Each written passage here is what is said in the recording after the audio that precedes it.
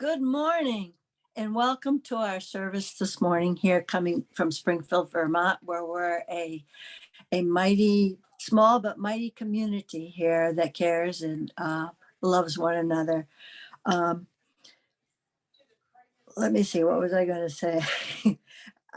Everyone's welcome here. And if this is your first time or you're new here, you're welcome to stay for our coffee hour afterwards and visit with us so we can get to know you. Thank you.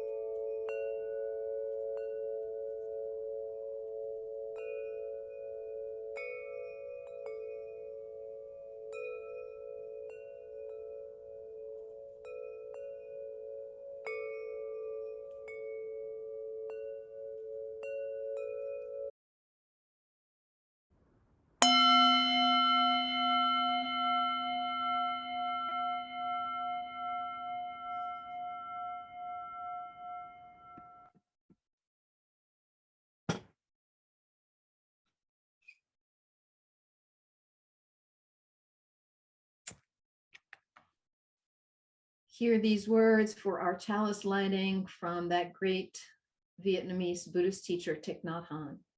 Some think that walking on water is a miracle, but walking peacefully on the earth, that's the real miracle.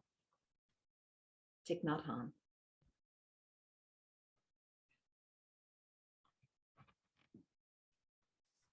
Come in to this place of peace and let our silence heal your spirit. Come into this place of memory and let our stories warm your soul. Come into this place of prophecy and power and let our collective vision heal your heart. Welcome to our time of worship together. We are here to explore the topic of trauma informed and harmony bound. We're here 2 months into the virus situation, a wonderful opportunity to pause,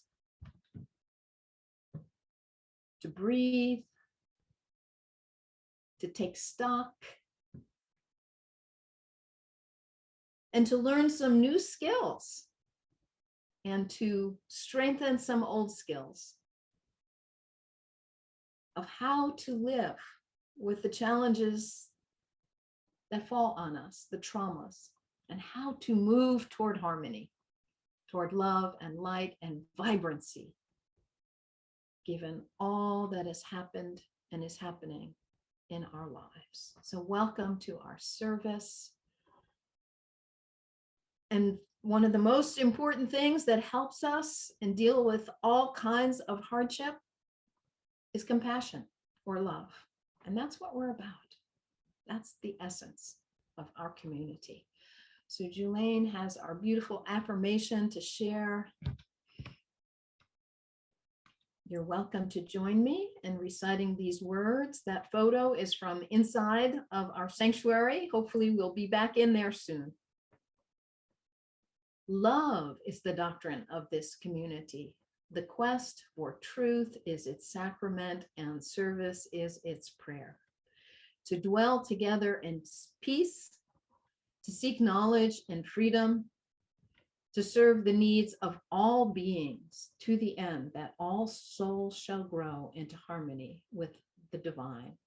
Thus do we covenant with each other and with the source of our being. And those words are from a UU from Barry, Vermont, the minister, L. Griswold Williams. And John, I think you're on here today. A member of the Barry Church is here with us. So shout out to Barry and to that great minister who penned those words that are said across UU congregations across the country and in Canada, around the world. So that's what we're here for, love. Thich Nhat Hanh, that great Buddhist teacher, says that the breath is the key. The breath is the key. Breath is the bridge that connects life to consciousness, which unites your body to your thoughts. Whenever your mind becomes scattered, use your breath as the means to take hold of your mind again. You have this powerful tool every single moment of the day, every waking moment. You have this tool to calm yourself, to heal yourself. So let's chant and sing together. Julaine and the choir have prepared this gorgeous meditation for us. It's from our hymnal, the Teal hymnal. And so the words will be on the screen. You're welcome to breathe and chant along. Isn't that wonderful? Thank you so much to Julaine and to the choir. So I'm going to tell you a story. This story is from the East. So there was a woman who experienced a terrible trauma. She lost her child and she was just bereft, could not recover.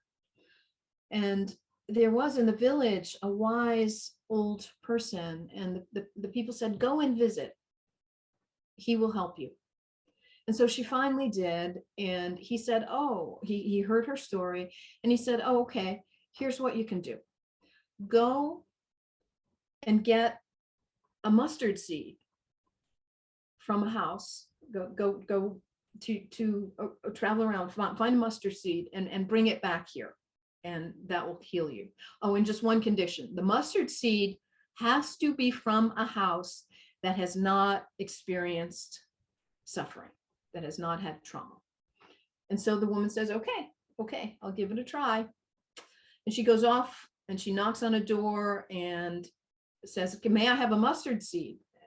And the woman who answers the door said, surely, of course. And the woman says, oh, but one condition, it has to be, the mustard seed has to be from a house that has not experienced sorrow or suffering.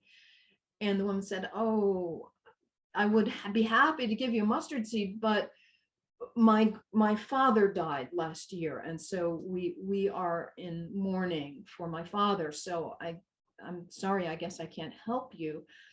And the woman says, well, thank you anyway. And she goes to the next door and she knocks and the person answers and she says, may I have a mustard seed? And the person who answers said, well, sure, odd request, but sure, of course. And the woman says, but one condition, it has to be from a house where there has not been sorrow and trauma and suffering. And the fellow says, oh, I'd be happy to give you a mustard seed, but we had an illness in our house, and we've got some suffering, some disability from that. So I give you the seed, but I think it's doesn't quite meet what you need. And the woman says, well, thank you anyway. And she goes on, and you get the picture. She knocks on every door she knocks on. There has been sorrow, there has been loss, there has been suffering. And finally, after her travel, she goes back to the spiritual teacher, and she bows. And she says, thank you, thank you.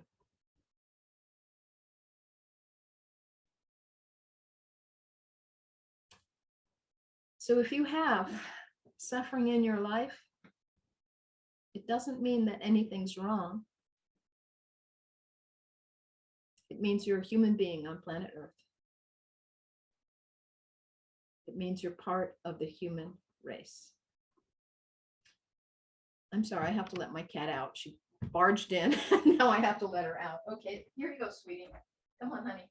Come on, baby girl. There you go. Go ahead. Sorry. Broadcasting from home. You never know. Speaking of, you never know. We have some changes in our program this morning.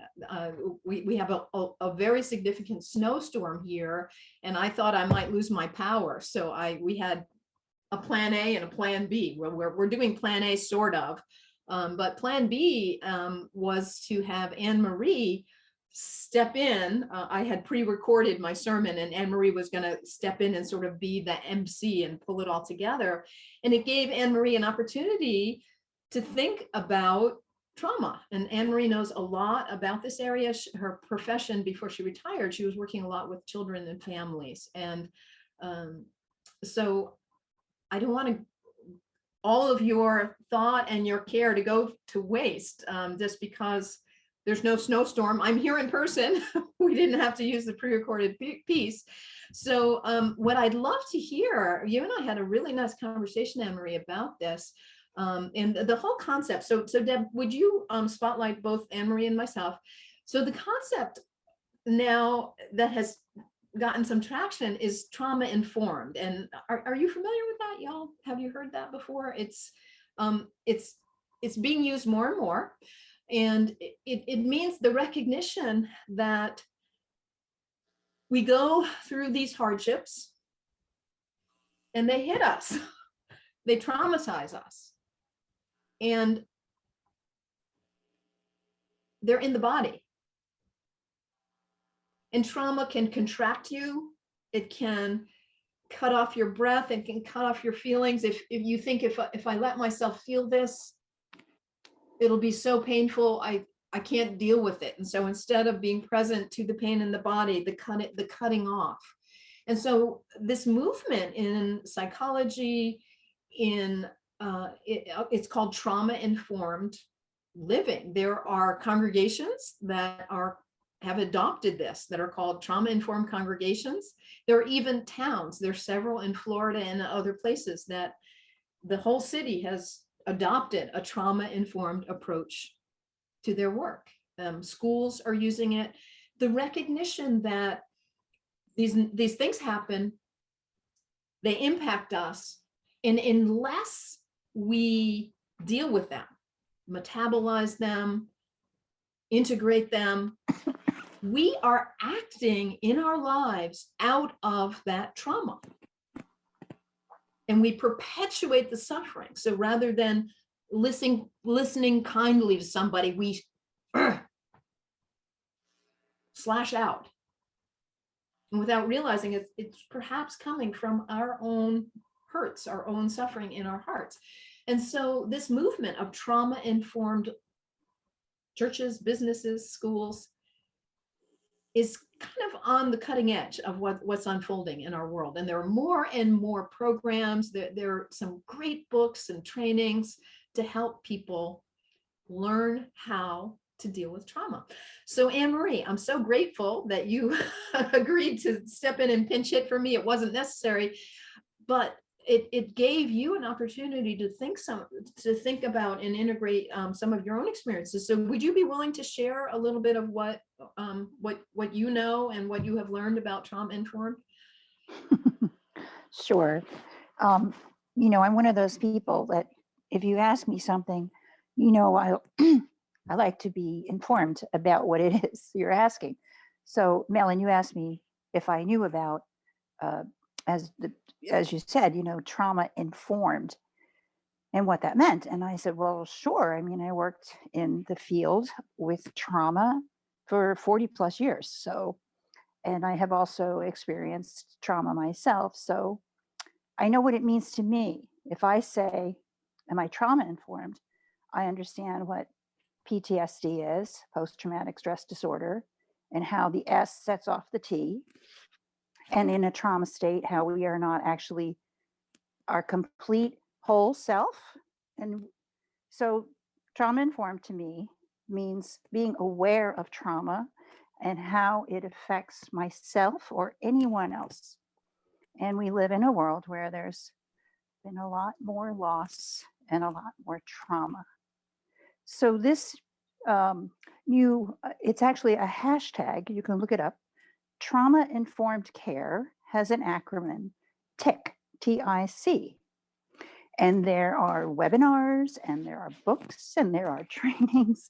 So if you go online and you look up trauma informed care, you'll see that there are people, like you said, Mellen, who are taking this on as a position for their organization, for how they do their work.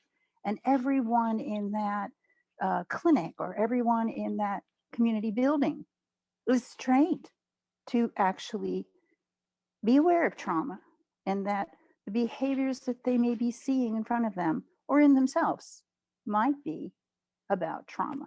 So here's the thing, when I was reading about it, I realized I had a new doctor this year and she was doing the intake like they do. And I walked away and I felt, wow, I just felt so heard. And she really was giving me a lot of choices about what I wanted to do and when I wanted to do it. And when I was reading about this trauma informed care protocol, I realized that my new doctor had had this training. She was using TIC with me, and I felt so heard. So it's a really beautiful way of really hearing and being with another person. So that's what I wanted to share. Thank you so much. And the process of being heard, actually really deeply heard, is healing. Not being present, sharing something with someone who their reaction is to try to fix you. You don't feel heard. It doesn't actually help. So one of the places that I turn for inspiration in understanding trauma is that great spiritual teacher, Thich Nhat Hanh. And he's a Buddhist, and we talked about him a few weeks ago. He was in Vietnam. He was a young man during the Vietnam War and was surrounded by trauma. And he left and he lived in exile for much of his life in France, and he traveled around the whole world and gave many workshops, taught how to meditate, how to pray, taught breathing exercises. And one of the amazing things that he did is he worked with Vietnam veterans. So rather than seeing the Vietnam veterans as the enemy who had come in and done so much damage in his beloved country, he didn't take that route. He chose the route of compassion, of recognizing that these mostly young men who engaged in this war, they're suffering. I had the honor of working for 2 years as a chaplain at the VA Medical Center, the Veterans Medical Center in Kansas City, and I work mostly with Vietnam vets.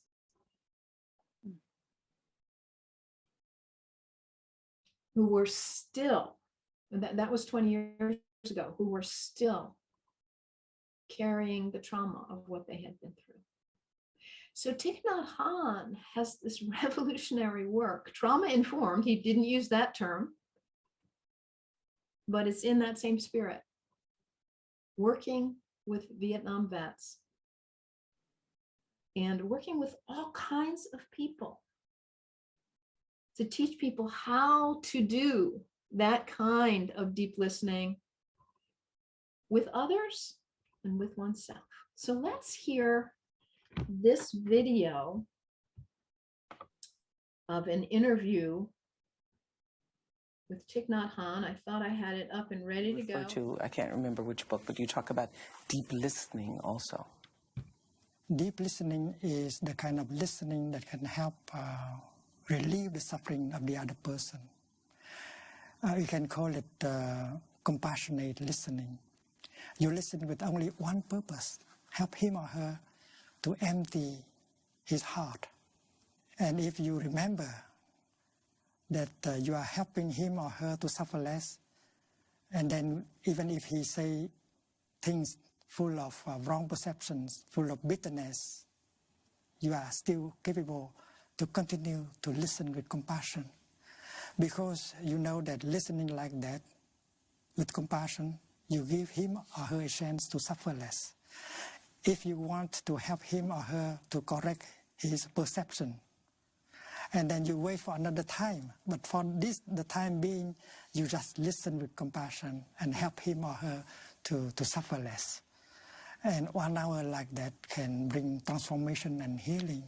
So I love this idea of deep listening, because oftentimes when someone comes to you and they want to really vent, they want to purge whatever is going on inside them, people start talking and giving advice. So if you allow the person just to let whatever those feelings are to come out, and then at another time come back to them with your advice or your comments, you would experience a deeper healing. That's what you're saying. Yes, the fear, the anger, and the despair is born on the ground of wrong perception. And we have wrong perceptions concerning ourselves and the other person. And that is the foundation for conflict and war and violence.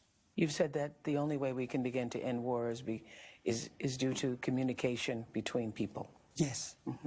And we should be able to say like this: dear friends, dear people, I know that you suffer a lot.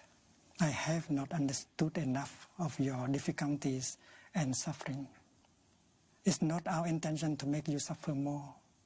It is the opposite. So please tell us about your suffering, your difficulties. I'm eager to learn, to understand. You have to start like that, loving speech. And if you are honest, if you are true, they will open their heart and tell us. And then we practice compassionate, deep listening. And during the process of deep listening, we can learn so much about our own perception and their perceptions. Mm-hmm. And that is the best way, the only way to remove terrorism. Terrorism, or even difficulties between yourself and yes. family members or friends. Yes. And the principle is the same no matter the conflict. Yes. Terrorists, anti-terrorists, yes. father and son, right. yourself and your boss, right. yourself and your children, your best friend. Yes. Is there ever a place for anger? Anger is the energy which people use in order to act. But when you are angry, you are not lucid. And you might do wrong things. That is why compassion is a better energy. And the energy of compassion is very strong. In our country and in other parts of the world, we're suffering an economic, or experiencing an economic downturn. A lot of people have lost their jobs, and because of the loss of their jobs, they feel a sense of suffering. There are other people who have said that this economic downturn, particularly in the United States, was needed to bring a sense of awareness to the materialism and the overspending and the excessiveness of our culture. How do you view the economic downturn? I think we can always learn from our suffering. In the ash of suffering, a phoenix can be born. And that is why mindfulness helps us to look deeply into the difficulty, the suffering we have, and many positive will come out of that. It depends on our way of responding to the event. There are ways that can bring more suffering, that there are ways that can bring relief right away and hope, and it depends on our mind. Isn't that amazing? I just love Thich Nhat Hanh. He's so inspiring and so beautiful. And there are many, many, many YouTubes of Thich Nhat Hanh and his teaching where he's giving a Dharma talk. So if you want more of his wisdom, all you have to do is get online and find some of his YouTubes. And he has written over 100 books in English. And there's one which is called No Mud, No Lotus. So the lotus flower grows up out of the mud, and it's gorgeous, but you can't have it without the yolk of the mud. And that's true of all of us. So if you want a starting place on learning from Thich Nhat Hanh, I would suggest that book, No Mud, No Lotus. So he's teaching us this foundational skill of compassionate listening. And that is what, when we are able to be present with another like that, that's brings transformation and healing. It's, as he said, it's our response. And so to take it a step further, I remember reading from Thich Nhat Hanh, and I guess I'm not sure if I mentioned this. So the part of the reason that we are turning to him right now for our inspiration and teaching is he passed away just recently. He passed away on January 22nd, and he was 95 years old, and he was one of the great spiritual teachers on this planet. And so it feels really wonderful to take this time and remember him. And his teachings is exactly what we need right now, just like Howard Thurman's teachings are exactly the medicine that we need right now. And so is Thich Nhat Hanh, because he experienced so much suffering, and rather than make the world a worse place because of his own pain, he metabolized, he integrated the suffering and was a great force of healing on our planet. So I remember reading one of his books where I was really struck by this teaching that when you are upset, so he was just teaching in that interview with Oprah how to be present with another person. Well, guess what? You can do it with yourself. And you need to. We all need to. So this is the practice that he says. So when you get upset, whether you're angry or you're sad, you're depressed, you're anxious, you're fearful, whatever, that you hold, almost like your emotion as a child. You hold it and you say, I see you, my distress, and I will take good care of you. I hear you, my suffering. I'll take care of you. So you're almost like a baby that you're holding. And what I love about this is you are bigger than your suffering. You're not your feelings. You are not your despair. You're not your anger. You're not your stress. You're not your anxiety. Those are just feelings. They're temporary states. And you can get caught in them and they can feel so overwhelming, but there's a different way. You can find the spaciousness that you're not just that feeling of distress, and hold your distress like a mother holding a child and say, it's okay. I see you, my anger. It's all right. I'll take care of you. It's a skill to learn. So how do we get this spaciousness so that we don't get caught up and think that feeling is all?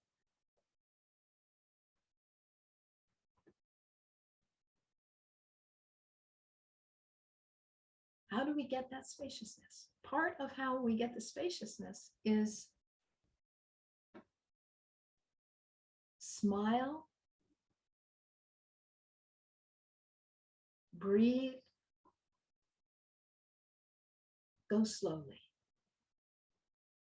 So in the times in our life when we're not erupting in some negative emotion, cultivate gentleness with ourselves and with the world. Smile, breathe, go slowly. Spend time in nature. Thich Nhat Hanh looked to nature, as Howard Thurman, as many of us, for the calming and the sustaining power that nature has.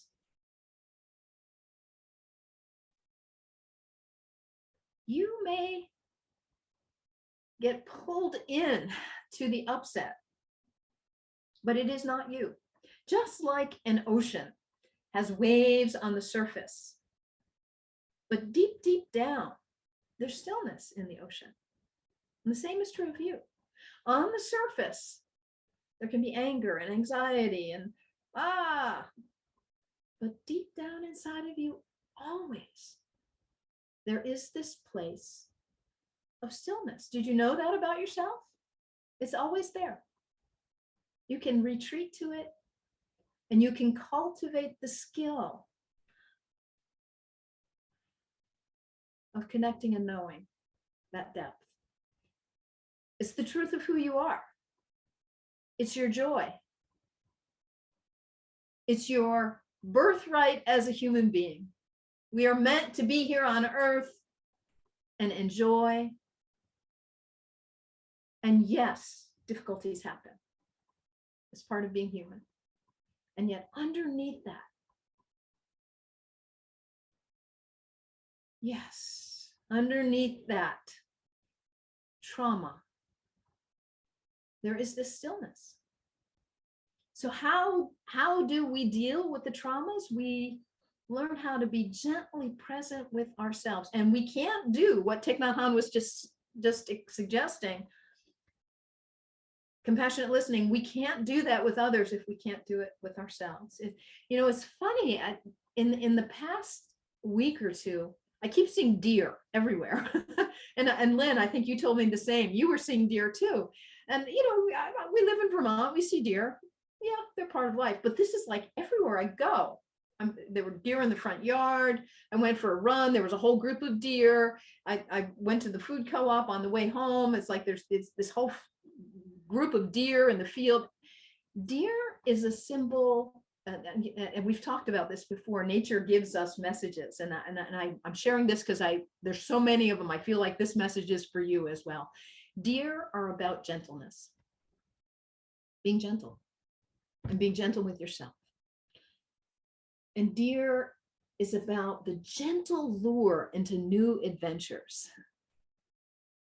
So here we are. After 2 years, today is March 13th, 2022. It was just 2 years ago here in Vermont, where our governor declared a state of emergency, and we've been in the virus situation ever since. A lot of trauma, a lot of anxiety, a lot of losses have happened. There have been silver linings. There have been wonderful things that have happened as well. There have been, like many of you, and this wonderful opportunity to be together on Zoom like this. Some of us wouldn't know each other if it weren't for this. And what a truly great blessing. And they're both true. There have been traumas and upsets, and there have been silver linings and blessings. So what's next? Let the symbol of the deer lure you into new adventure gently. So be gentle with yourself. Whatever has happened, you can heal. You can.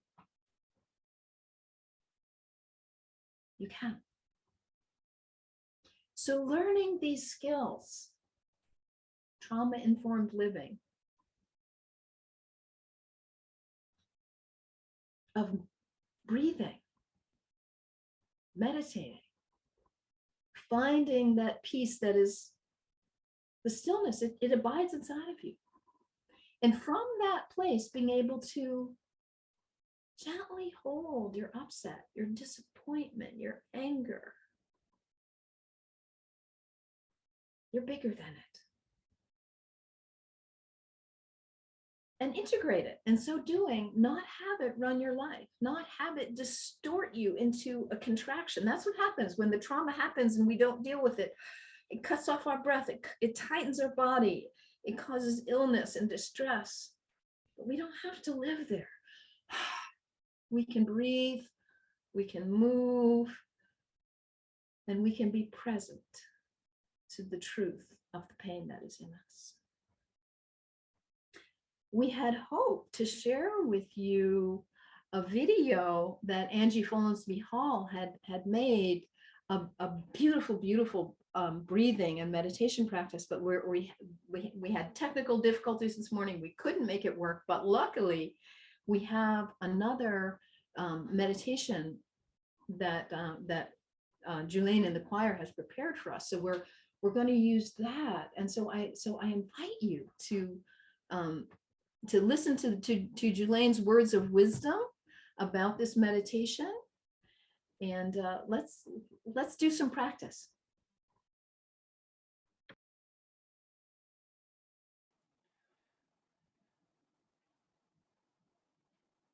Hang on, I'm just unmuting. Well, let me tell you a little bit about this meditation, which I call a choral meditation. About 20 years ago, I was on Maui for a yoga and meditation retreat. And I was there for 10 days, and it was a really transformative experience for me. There was a young lady who was there who was having trouble with meditating, and we were talking after one of our days, and she said that things just kept coming into her mind, and she couldn't empty her mind. And I said, well, you just have to breathe and be in the now. So this is a meditation that has to do with being present. And the next day, we tried doing this as a group, and there were about 15 people there. And I gave everybody a note or several notes that they could choose from to sing. So it's kind of like a wind chime, but it's very organic. There's not any instructions as to when you're supposed to sing. And in fact, when I got home, I tried composing it for choir, and it was very pretty, but it lost all of its meditative aspect because the choir was counting all of how long they're supposed to hold their notes. And so I kind of abandoned that form of having it composed. So it is not composed. It is just something that we're going to sing or chant together. So each member of the choir is singing on a different note, and we have 3 words: breathe, be, and now. And you can sing them in any order that you would like. So you could say be now, now, breathe, or you could say breathe, be now, whatever you want. Or you could just hum if you're more comfortable humming. I really want you to try this because it's very powerful. It would be better if we were in person, but you'll get the feel for it by listening to the choir. You can close your eyes if you'd like, or you can leave them open. I have some beautiful photographs of lotuses blooming. So let's just try this. Make sure you're muted, but please sing along with us, or at least hum. And remember, this is abstract and organic.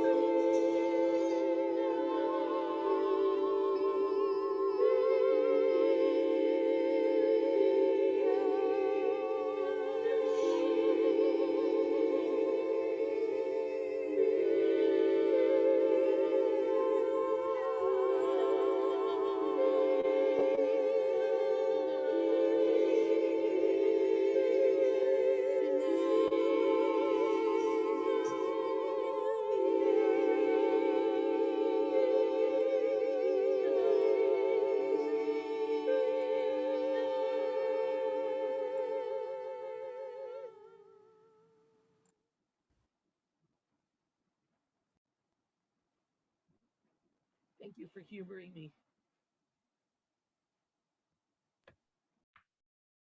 Thank you so much to Jelaine and the choir. So just feel that in your body.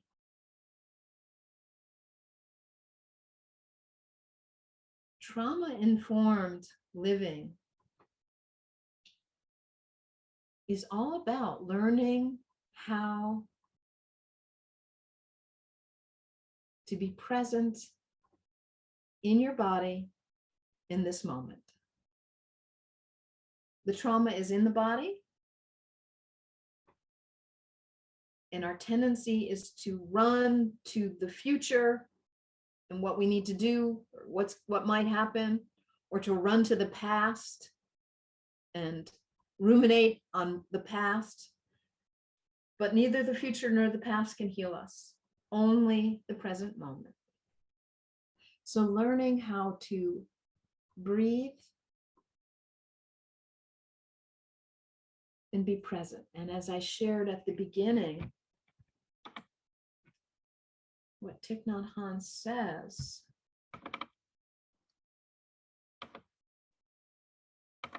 do a quick screen share here.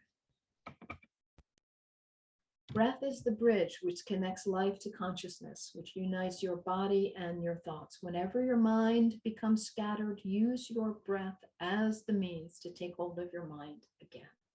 So you can do this. It's a skill. In a funny way, what trauma-informed living is about, it's learning how to suffer.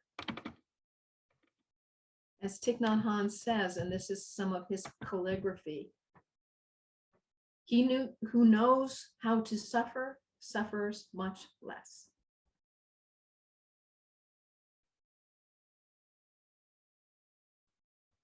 So learning how to suffer, learning how to be present to your own feelings, to your own upsets, and hold it gently. You're bigger. You're bigger than your stress. Just, okay, my distress, I see you. I will take care of you. To learn how to live from that place. And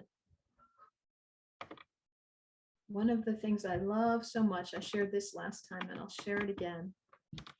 Thich Nhat Hanh's advice: smile, breathe, go slowly. So, and in that order, so smile, as I said last time. When you're happy, you naturally smile, but it works the other way. When you're unhappy and you smile, it brings you into a place of happiness. So set that intention of happiness by choosing to smile.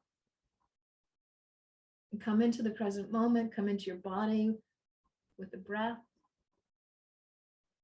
And let that consciousness of a smile, an embodied breath, let that be what leads you into new adventure.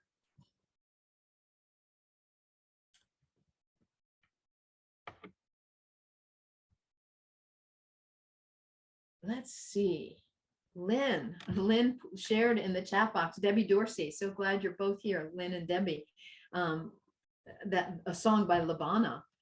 And I texted Lynn in the chat box to see, would you be willing to share it, to share that song with us? So let's just go for it.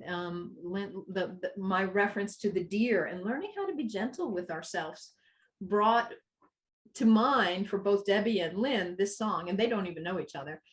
So Lynn, you said you'd share it with us. Would you spotlight Lynn, please, Deb? And Lynn's going to share this song with us, and the rest of us can mute. I will be gentle with myself. I will love myself. I am a child of the universe, being born each moment. That's it. And there's lots of harmonies. It's gorgeous. Thank you. And that's by Labana. Thank you so much, Lynn. I appreciate that. So I hope that our time together has given you some awareness and some skill of how to suffer well. Suffering is a part of the human experience. And certainly in these 2 years, we've had a big dose of it, haven't we? So may you learn to suffer well. May you smile and breathe and go slowly and be gentle with yourself. May you learn how to hold your distress like a mother holding a child and just be present. Say, I'm here for you. And may that healing in your own heart and in your soul connect you with the depth of your being, your joy. And from this place of stillness, may you practice compassionate listening. So wherever you travel, wherever you go, your loving heart, your open ears can help other people come home to themselves and heal. And what a beautiful, beautiful world we create when we live like this.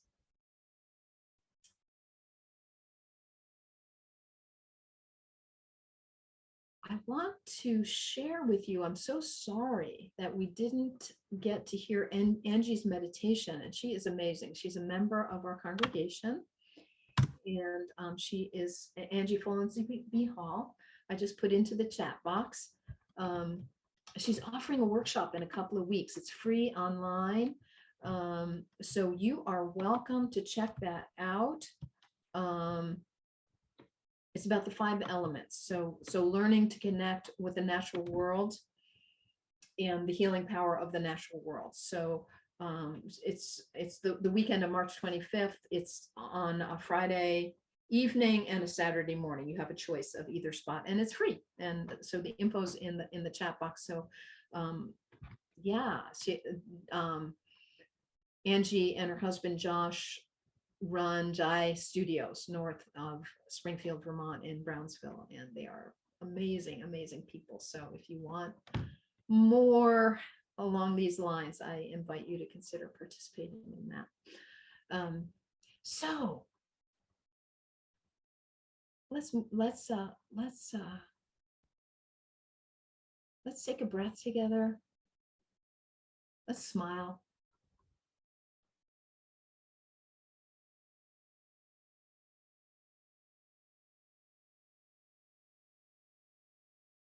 Let's make a promise to be gentle with ourselves.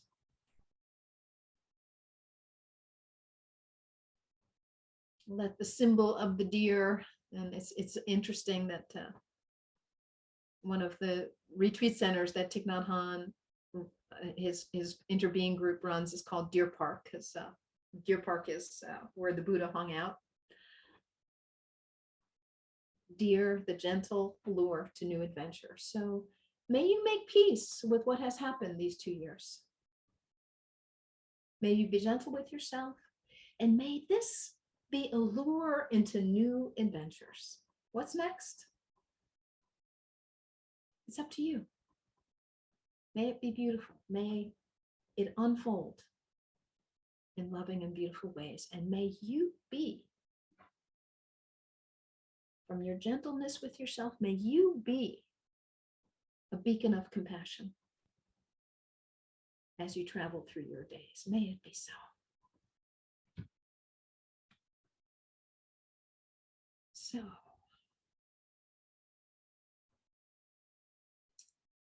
Sharon has the bell for us to end this formal part of our service.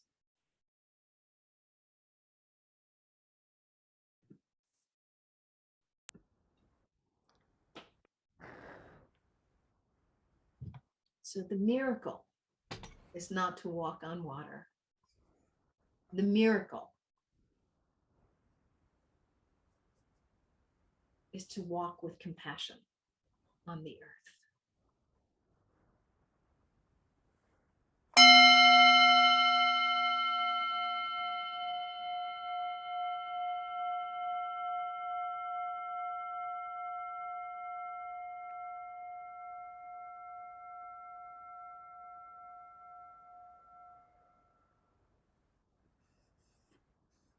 if you have found community here, treasure it.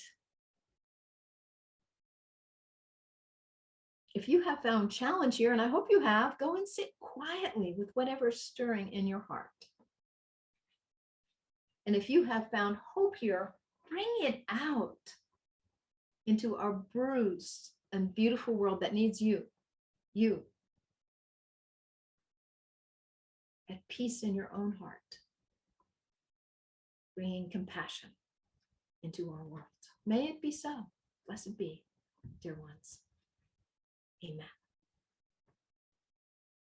So that ends our formal service, and we give an opportunity to share.